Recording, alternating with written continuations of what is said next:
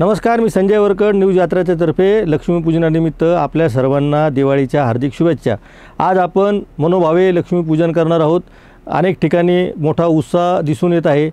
गेल्या 2-3 दिवसापासून आपण दिवाळी साजरी करायला सुरुवात केली, परंतु दिवाळीतला अत्यंत आजचा दिवस हा महत्त्वाचा मानला जातो. लक्ष्मीपूजनानिमित्त फटाक्यांची एकच आतिषबाजी होणार आहे. आपण बघितलं असेल की महाराष्ट्रामध्ये सध्या महापुरांमुळे शेतकरी खूप कष्टामध्ये आहेत, दुःखात आहे. तरीसुद्धा दिवाळीच्या आनंदाच्या क्षणी हाच शेतकरी आपल्या दारावर झेंडूची फुलांचं तोरण लागावं म्हणून मोठ्या उमेदीने शहराकडे आला आणि त्यांच्याकडनं झेंडूंची फुलं घेऊन आपण आज आपल्या घरांवरती त्याचे पुष्पहार केलेले आहे.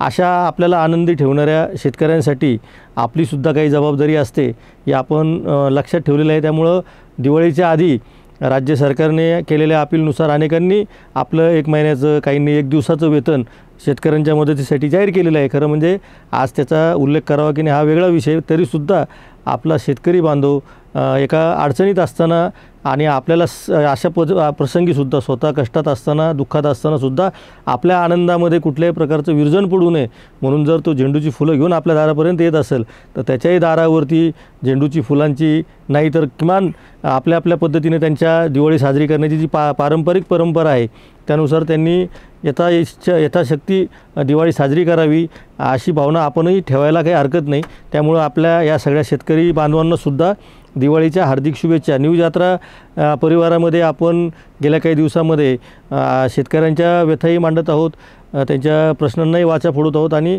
आपल्यासारख्या सगळ्या दर्शकांकडनं त्याला भरभरून प्रतिसाद मिळत आहे. या पुढच्या काळातही आपली साथ महत्त्वाची आहे.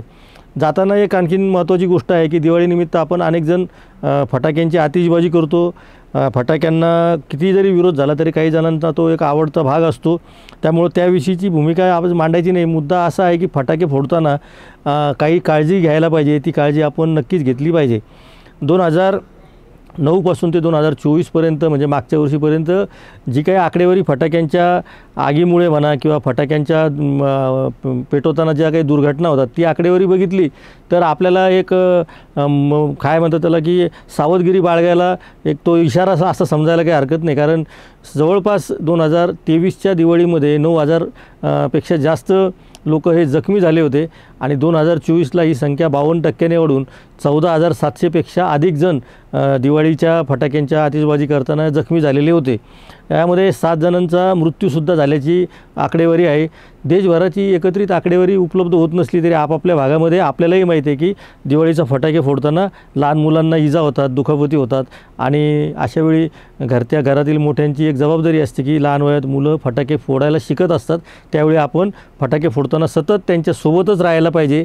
हे काही सांगायची गरज नाही, पण तरीसुद्धा न्यूज यात्रा आपल्या सगळ्यांना आवाहन करतो की लहान मुलं फटाके फोडत असताना आपण त्यांच्यासोबत राहा, त्यांना एकटे फटाके फोडू देऊ नका.